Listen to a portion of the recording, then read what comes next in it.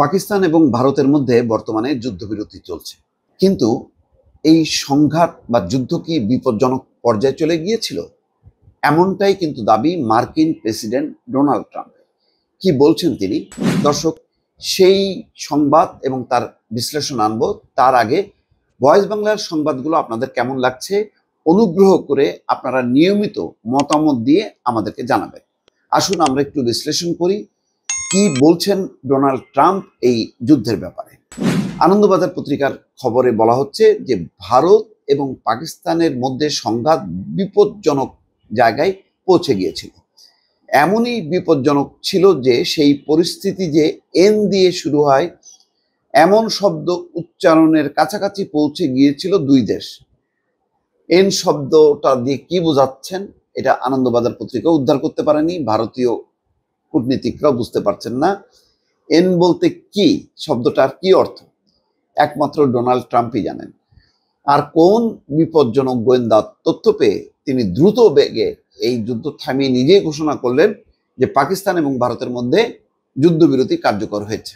তারপর ভারত এবং পাকিস্তান তার দেশের পক্ষ থেকে মার্কিন এই দাবিকে তারা সমর্থন করে এবং বিকেল 5টার মধ্যেই যুদ্ধ শেষ হয়ে গেল বা যুদ্ধবিরতিতে চলে গেল। অথচ ভোরবেলা থেকে কিন্তু পাকিস্তান পাল্টা আঘাত করছিল, কিন্তু বিকাল 5টায় যুদ্ধ শেষ হয়ে গেল। কি পরিস্থিতি তার রহস্য কিন্তু এখনো উদ্ঘাটন করেনি বা উদ্ঘাটিত হয়নি মার্কিন যুক্তরাষ্ট্র বা অন্য কোনো দেশের পক্ষ থেকে।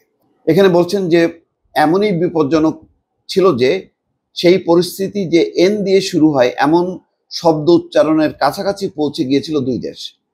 তবে বর্তমানে সংঘর্ষ বিরতি সম্ভব হয়েছে, একে আরো একবার নিজের অন্যতম বড় সাফল্য হিসেবে দাবি করলেন মার্কিন প্রেসিডেন্ট ডোনাল্ড ট্রাম্প। তিনি বলছেন যে তার জীবনে যতগুলো সাফল্য আছে তার মধ্যে এটা অন্যতম একটা বড় সাফল্য যে তার মধ্যস্থতায় বা তার উদ্যোগে যুদ্ধবিরতি সম্ভব হয়েছে।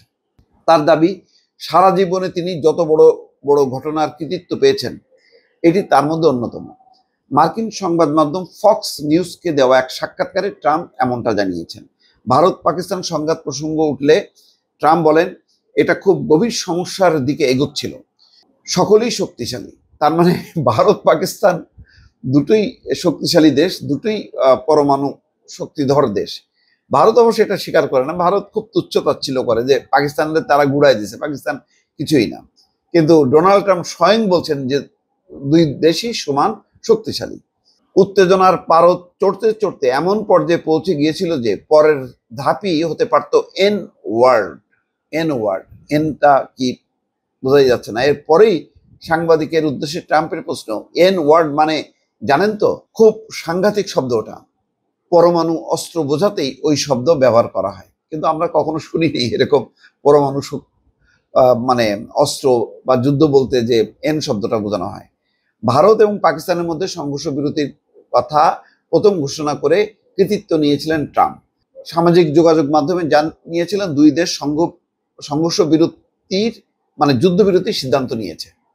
এতে তিনি গর্বিত, না হলে বহু প্রাণহানি ঘটতে পারত। দুই দেশের মধ্যে বাণিজ্যিক চুক্তির কথাও বলেছিলেন মার্কিন প্রেসিডেন্ট। তার এই পোস্টের কিছুক্ষণ পর ভারতের পররাষ্ট্র সচিব বিক্রম মিশ্রি আনুষ্ঠানিকভাবে সংঘর্ষ বিরতির ঘোষণা করেন, জানান ভারত এবং পাকিস্তান সংঘর্ষ বিরতিতে সম্মত হয়েছে।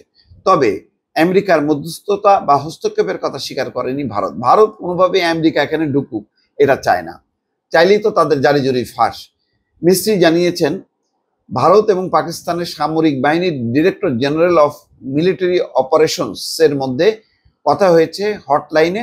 দ্বিপাক্ষিক এই আলোচনার মাধ্যমেই সংঘর্ষ বিরতির সিদ্ধান্ত হয়েছে, যদিও সংঘর্ষ বিরতির জন্য ট্রাম্পকে কৃতিত্ব দিয়েছিলেন পাকিস্তানের প্রধানমন্ত্রী শাহবাজ শরীফ। যত আমেরিকাকে টানতে চায় বা ডোনাল্ড ট্রাম্পকে টানতে চায়, ভারত কিন্তু তত দূরে সরাতে চায় যে কোনোভাবেই যাতে এই ইস্যুতে মার্কিন যুক্তরাষ্ট্র ইন না করতে পারে।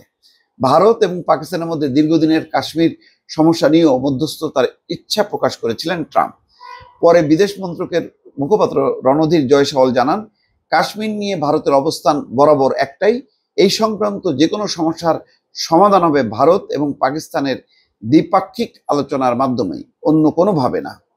দর্শক, এই হচ্ছে অবস্থা। যে ভারত এখনো তার গোদ ছাড়ছে না, কিন্তু এটা এখন যে পর্যায়ে এসছে এটা মার্কিন যুক্তরাষ্ট্র বা ডোনাল্ড ট্রাম্পের নজরে। ফলে কাশ্মীর সমস্যা সহ মানে এই যেসব ইস্যু নিয়ে এখন সংকট, সেই সংকট আন্তর্জাতিক পর্যায়ে আলোচনা হবে। যদি না হয় তাহলে আবার সেই যুদ্ধবিরতি ভেঙে যাবে এবং যুদ্ধ অনিবার্য, এটা বলাই যায়। দর্শক ভালো থাকবেন, আল্লাহ হাফেজ।